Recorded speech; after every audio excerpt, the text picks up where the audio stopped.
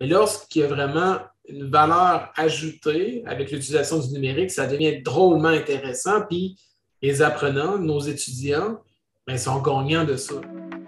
Bonjour et bienvenue à cet autre rendez-vous des acteurs inspirants en FAD. Aujourd'hui, je suis vraiment content d'accueillir Nelson Jean. Nelson est conseiller technopédagogique et répondantique au Collège de Rimouski. J'ajouterai également Rockstar à Fadio, à son titre officiel. Nelson est toujours impliqué dans 1001 projets. On en a parlé ensemble aujourd'hui. Je vous souhaite un excellent visionnement, les amis.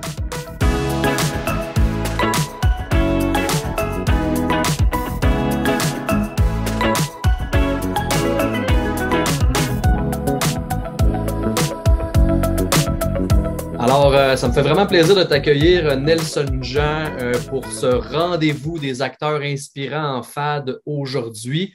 Nelson, tu es conseiller en technopédagogie et répondantique au Collège de Rimouski.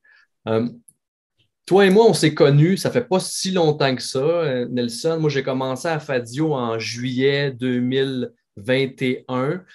Tu as été, je pense, une des premières personnes vers qui je me suis tourné là, pour m'accommoder, pour voir un peu qu'est-ce que c'était tout ça, Fadio. Donc, tu m'as accueilli à bras ouverts. Puis, je te dirais que depuis ce jour-là, on ne se lâche pas trop dans différents projets Fadio, mais ça me fait vraiment plaisir qu'on puisse jaser ensemble un petit 15-20 minutes aujourd'hui.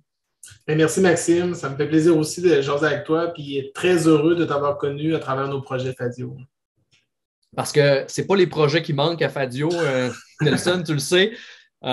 Puis c'est drôle à chaque fois que j'ai une idée, puis à chaque fois que je suis en train de concocter un événement, que ce soit la RDP, la semaine de la FAD, le camp FAD, ben c'est drôle, j'ai toujours ton nom en tête en premier parce que je le sais que tu es toujours partant, all-in dans ce que je vais organiser. Puis ça, je pense, c'est une grande qualité que tu as. Puis les gens reconnaissent ça.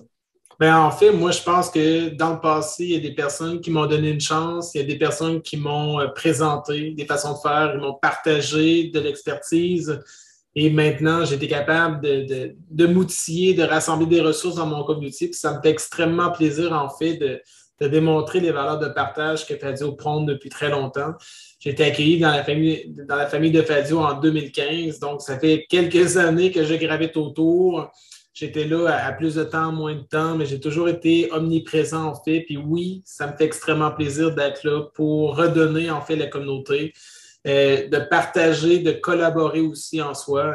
C'est comme une grande famille, Fadio, vous le savez, hein, à travers les établissements, à travers les membres. J'ai un dossier, pouf, je suis capable de parler d'une ressource qui est soit à Gaspé, soit à la Pocatière. Puis ça, c'est vraiment aidant parce qu'on évite parfois de refaire les choses deux fois. Il faut être efficace, il faut être optimal en soi dans notre façon de faire. Il y a beaucoup de dossiers, comme tu disais, Maxime, en même temps, mais ça nous aide en fait à avancer plus vite. Hein. Le dicton dit tout le temps qu'ensemble, on va plus vite. Seul, on va plus vite. C'est ça, j'ai oublié le terme, mais bref, tu sais qu'est-ce que je veux dire. Ouais. Seul, on va plus vite, ensemble, on va plus loin. Merci, tu vois, on se complète bien, mais c'est vraiment l'important de tout ça. Puis oui, ça me fait extrêmement plaisir. Puis parfois, je dis oui facilement, puis je m'embarque, puis je m'en rends compte par après, mais en même temps, ça me met au défi. Ça me met dans une position de rebondir, puis ça me permet d'avancer vraiment plus loin par la suite. Parlant de défis, je t'ai mis dans une position, ma foi, on va le dire, inconfortable, dans une position nouvelle pour toi. Lors de la semaine de la FAD, je t'ai embarqué dans mon trip de Péchakucha, Nelson. Pour ceux et celles qui ne connaissent pas, c'est quoi le concept du Péchakucha? C'est une présentation, OK, 20 diapositives chronométrées, 20 secondes par diapositive. Ça se doit d'être inspirant. Tu nous racontes une histoire à travers ce 6 minutes, quelques secondes-là. Je t'ai sollicité pour embarquer dans mon Péchakucha. Tu as embarqué les yeux fermés, on va se le dire, en me disant oui, comment? Ben, moi, je veux t'entendre là-dessus un peu. Tu sais, ça fait en ce moment, nous, là, on filme aujourd'hui, Nelson, ça fait exactement un mois que la semaine de la FAD s'est passée. Un mois plus tard, qu'est-ce qui te reste de ton Péchakucha? Ben, en fait, c'est que j'ai vraiment adoré l'expérience. Sur le coup, j'ai dit oui innocemment. Je l'ai déjà ben, comment j'ai fait pour me préparer correctement, c'est que j'ai réfléchi qu'est-ce que je voulais dire, mais j'ai vraiment attendu à la dernière minute pour faire ma présentation pour que ça soit authentique le plus possible. Je voulais pas que ça soit trop stagé, puis j'ai laissé présenter ma personnalité à travers, je pense, ma présentation, puis les commentaires qui ont ressorti, c'était ça. Et même par la suite, ben, j'ai pu réutiliser en fait ma présentation pour le partager en fait à d'autres conseillers pédagogiques pour présenter ma démarche, comment je travaille avec les enseignants pour être capable de rayonner aussi avec ça. Puis je pense que je l'ai présenté à d'autres reptiles dans le coin de Montréal. Ils dire wow, c'est vraiment bien, Nelson, ça résume vraiment l'essence même d'un bon accompagnement. Donc, oui, position défavorable, challenge personnel, mais en même temps, j'ai vibé, j'ai surfé sur la vibe pour vraiment m'inspirer. C'était vraiment une belle dynamique. On avait des belles personnes qui ont fait des belles présentations. Puis par la suite, ben, ça m'a permis de pouvoir partager en fait là, mes trucs. Qu'est-ce que je fais aussi avec mes enseignants à travers le réseau que je partage mon expertise. Tu as vraiment brillé de mille feux pendant cette semaine de la FAD-là, que ce soit pendant le panel d'échange sur les outils numériques aussi auxquels tu as participé, le pêche à couchant. On va se le dire. Moi, je te considère comme une rockstar à Fadio. Puis j'essaie de rentrer ça dans la tête des gens pour qu'ils puissent t'appeler comme ça, cette rockstar-là. Puis c'est le fun parce qu'à la semaine de la FAD, je me souviens très bien, Stéphanie Dionne, l'animatrice du panel, elle t'a appelé comme ça, la rockstar de Fadio. Ça m'a fait le plus grand des plaisirs. Parce que c'est vrai. je le reçois. Je prends le compliment, Maxime, mais je ne me considère pas une rockstar. Je me considère comme un bon conseiller pédagogique qui est là pour ses enseignants, qui est à l'écoute vraiment beaucoup. Puis oui, cette année, j'ai fait des activités à la Semaine de la Femme. Ce n'est pas la première fois. J'ai toujours contribué dans le passé. J'avais animé une belle activité avec René Bélanger. J'ai fait de quoi aussi avec Karine Desrasques. Puis à chaque fois, dans le passé, c'est moi qui mettais au défi d'autres personnes de s'embarquer dans mes folies. Mais cette année, tu me pris au jeu. Ouais. Donc, c'est toi qui m'as embarqué dans les folies, puis j'ai accepté. C'était drôle. Ben oui, ça a été vraiment, vraiment des moments merveilleux, mémorables, puis des belles retombées de tout ça. Puis dis-moi donc, à part tous les projets que tu as avec Fadio, qui occupent quand même beaucoup de ton temps, au Collège de Rimouski, il doit se passer beaucoup de choses aussi. Vous êtes revenus tous et toutes en présence, donc vous aviez à concilier aussi présence et distance pendant un certain temps. Donc, on se parle, toi et moi, aujourd'hui, en date du 23 mars. Dis-moi un peu ce qui se passe au Collège de Rimouski pour toi. Oui, ce qu'on est, en fait, on est revenu dans les lieux. Cependant, pour accommoder en fait les gens, les étudiants qui avaient la COVID, on fait de l'enseignement aussi là, en commodal. Donc, des étudiants à distance veulent accéder à leur salle de classe pour échanger puis pas prendre de retard. Donc, oui, on fait de la formation à distance dans ce sens-là pour accommoder en fait les étudiants. D'autres gros dossiers, en fait, qu'on pilote présentement au Cégep de Rimouski, grosse transition Google à Microsoft. Donc, on est en train de transférer, en fait, tous nos outils collaboratifs, nos outils de collaboration vers l'environnement Microsoft. Donc, on a fait la phase 1 de notre migration le 12 mars, déjà 2 semaines. Donc, en même temps, on prend le temps de faire les choses correctement avec le monde à l'intérieur pour rehausser en fait les compétences numériques des gens à travers les outils. On ramène la base, les fonctionnalités et on donne aussi des astuces pour développer des habiletés à travers les outils. Et ça va se faire sur une période de 3 ans. Donc, on veut prendre le temps de le faire correctement, de prendre les documents, d'expliquer aussi les infrastructures dans le domaine Microsoft, quoi faire, quoi pas faire, et vraiment d'habiliter les gens à travailler de façon numérique le plus possible. Ça, c'est un dossier présentement. Un autre dossier, on veut aussi repenser à nos salles de classe. Donc, il y a un comité paritaire, il y a des gens de la direction et les enseignants aussi qui sont sur la table.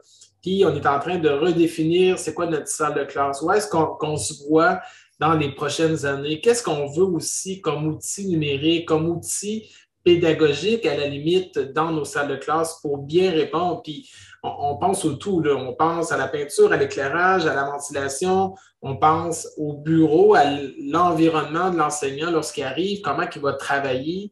Donc tout ça, en fait, c'est des beaux défis. Puis en même temps, on le fait pour être capable de répondre à la demande et aux besoins de tout le monde. On a différents types d'enseignants, des enseignants qui sont très traditionnels, qui aiment écrire au tableau, d'autres qui sont vraiment évolués au niveau du numérique, qui vont faire de l'écriture numérique au tableau. Donc, on veut avoir un genre de couteau suisse, mais qui est super simple à utiliser aussi. Donc, pour bien outiller, en fait, les enseignants. Et aussi, en plus de ça, ben, on veut accompagner les gens, puis ça, on le fait dans les derniers mois. À chaque année, il y a un cheminement pour le processus, pour l'achat du matériel pour les autres années. Donc, on a offert un accompagnement technopédagogique à l'ensemble des départements. Donc, chaque département était laissé ouvert à nous contacter ou pas pour aller les rencontrer, échanger avec eux, voir leur vision. Nous, de notre côté, les technopédagogues, de présenter aussi qu'est-ce qui se fait à l'extérieur de l'organisation. Regardez, dans tel collège au Québec, il y a telle chose pour votre département qui serait intéressant à explorer. Donc, l'objectif de tout ça, c'est de faire un premier contact avec les gens, de ramener ça à la communication humaine, mais en même temps, de les amener à cheminer, d'avoir une vision de développement technopédagogique à long terme et de les faire cheminer tranquillement. Okay? Il ne faut jamais, en fait, brusquer les choses. Il faut toujours se ramener, en fait, c'est quoi nos intentions, qu'est-ce qu'on veut faire, ramener ça à la base, mais en même temps, de les propulser un petit peu plus loin, que parfois, ils vont dire « je ne serais pas capable, mais si on regarde, on est capable. » Donc, c'est un accompagnement soutenu. Ça nous a demandé de l'énergie, du temps, mais je crois qu'à court terme, il n'y aura pas d'effet, mais à moyen et long terme, on va voir quelque chose émerger en fait de ce processus-là, de cet accompagnement-là, que pour ma part est très, très important en soi. Donc, ce n'est pas juste le fait d'envoyer des courriels puis d'envoyer des procédures, mais de ramener ça vraiment à la base, de comprendre la réalité des enseignants de nos jours, de vivre avec eux le bouleversement qu'on a vécu dans les 2 dernières années avec l'avènement de la pandémie, mais en même temps, puis je cite Daniel Labillois, mon ami, la théorie du tie-wrap. Durant la pandémie, on a avancé des choses, on est allé vers des outils numériques et ça a vraiment amélioré le processus, ça a simplifié les activités aussi. Lorsqu'on revient à la classe, lorsqu'on avance sur un tie-wrap, c'est difficile de revenir en arrière. Donc, exemple, on fait de l'écriture collaborative avec mes étudiants pour une activité de développement. Bien, c'est intéressant que malgré qu'on soit en présence, on continue de le faire parce qu'il y a un plus-value en soi. Ça ne veut pas dire qu'on va faire un basculement complètement numérique, mais lorsqu'il y a vraiment une valeur ajoutée avec l'utilisation du numérique, ça devient drôlement intéressant. Puis, les apprenants, nos étudiants, bien, sont gagnants de ça. Ils vont avoir des meilleures performances au niveau de leurs résultats, une meilleure compréhension, puis ils vont atteindre leurs compétences de mieux en mieux. Donc, tout ça, c'est vraiment d'aller de l'avant, de bien conseiller, un accompagnement très humain. Et avec ça, on va être capable d'atteindre nos objectifs en soi, de réaliser la mission, de diplômer en fait des étudiants directement. Voilà, c'est ça nos dossiers. On s'est occupé. C'est ça, tu dois être extrêmement occupé. Moi, ce que je retiens là, beaucoup de tout ça, puis dans ton style d'accompagnement, tu es très, très proactif là, dans ce que tu nous dis. Tu es aussi très à l'écoute de tes enseignants. La théorie des petits pas, je pense que c'est important pour toi aussi d'y aller une étape à la fois, beaucoup d'écouter les besoins. Ensuite, de proposer, d'accompagner. Je pense que tu as un rôle aussi de mentor, de coach à travers ça. De se mettre à la place aussi des enseignants. Je pense que tu es quelqu'un qui a cette empathie-là, qui est en mesure de se mettre à la place puis de vivre finalement ce qu'eux et elles vivent au quotidien. C'est ça, c'est des qualités très, très recherchées pour un accompagnateur, pour un conseiller pédagogique. Je pense qu'ils sont très chanceux de t'avoir au collège de Rimouski. Puis à Fadio aussi, on est très chanceux de t'avoir parce que en plus de plein de projets dans lesquels je t'embarque, tu es dans le soutien régional à Fadio. Ouais. Tu veux-tu nous en parler un petit peu? Tu fais une team avec Marilyn Nadeau. Parle-nous un peu là, rapidement de vos projets à ce soutien régional-là. Tout à fait, tout à fait. Puis encore une fois, ça, c'est grâce, en fait, mon expertise, elle s'est développée avec le temps, mais aussi par le biais de mentors. Hein. Daniel Lavilla était vraiment un bon mentor pour moi. Puis lui était sur le support régional au départ, puis je l'ai accompagné, je l'ai regardé comment il allait, puis c'est un peu lui qui me montrait, en fait, les recettes gagnantes. Puis présentement, moi et Marilyn, en fait, on fait le tour des établissements. On est interpellé aussi par différentes ressources à l'interne de Padio pour être capable de répondre à des besoins au niveau de la formation à distance. Exemple, présentement, on a un établissement qui désire mettre en ligne vraiment plusieurs cours de façon à large et dans un court laps de temps. Donc, après une certaine analyse puis des rencontres, nous, on a fait un plan d'action pour dire, voici qu'est-ce qu'on doit, on vous propose en fait comme plan de match, tout en respectant les objectifs de la direction, mais aussi de connaître aussi les capacités en fait de nos gens. Hein. Ça, c'est super important. Lorsqu'on amène un changement technologique, on est capable de savoir la capacité des gens à l'adaptation. Puis je fais du parallèle avec mon dossier de Google à Microsoft. On a ouvert un outil à la fois. Exemple, on a ouvert Outlook, on n'a pas ouvert Teams. Beaucoup de personnes auraient dit, regarde, voici les outils, puis arrangez-vous. Non, nous, c'est morceau par morceau par morceau. Puis l'image que j'ai donnée à l'interne, on ne fera pas de marathon pour aller vers Microsoft, mais on va vraiment faire un chemin de Compostelle. On va prendre le temps de faire chaque étape, on va marcher, on va se reposer, on va se ressourcer, puis on va continuer pour arriver à la fin, puis on va se rendre aussi vite qu'à la course, selon moi, éventuellement. Et vraiment, le support, c'est ça, c'est vraiment de prendre le temps d'expérimenter. Puis moi et Marilyn, on a vraiment un beau complément. Technopédagogue, moi, vraiment plus technique de ma part, Marilyn plus pédagogue technique. Donc, on fait vraiment un match parfait. Puis je pense que ça, c'est bien reçu de la part des gens. Puis on est capable d'écouter les besoins, de les réfléchir, de proposer des choses tout en respectant, en fait, les considérants, les objectifs, en fait, des établissements. Et jusqu'à présent, ça va super bien dans nos projets. Puis on vous invite, si vous avez quoi que ce soit, interpellez-nous, on est là pour ça. Ben oui, effectivement, vous êtes vraiment, vraiment un beau duo qui se complète à merveille, comme tu le dis, avec le côté plus pédagogique de Marilyn, le tien un peu plus technique, mais tout ça, toutes vos forces, puis tout ce que tu me dis depuis quelques minutes, Nelson, moi, ça me rappelle encore une fois que c'est l'humain qui est au centre de tout, de toutes nos interventions, que nos interventions soient à distance ou en présence. Ce qui compte, c'est vraiment ça, c'est le lien qu'on va créer avec les enseignants. Puis je pense que ça, tu mets ça toujours de l'avant. Moi, depuis que je te connais, tu prends le temps, puis c'est, selon moi, super important de prendre le temps de s'informer, d'écouter pour conserver ou bâtir des liens qui sont super forts avec tous les gens qui nous entourent. Puis après ça, des limites, il n'y en a pas. Il n'y en a plus. C'est comme ça que je pense que moi, je vois la vie, puis ma job, je pense que toi aussi, un peu, tu es dans cette même lignée-là. Puis c'est pour ça que on collabore si bien ensemble. Nelson Jean, ça fut vraiment un plaisir de discuter avec toi. Je l'aurais fait pendant des heures et des heures. Je ne sais pas si les gens nous auraient écoutés pendant des heures et des heures. Moi, je dis que oui. Moi, je dis que oui, on est assez intéressant pour ça.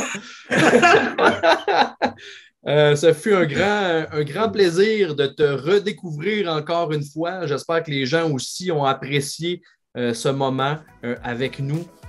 On se revoit dans un autre projet, toujours plus fou, pour aller toujours plus loin ensemble.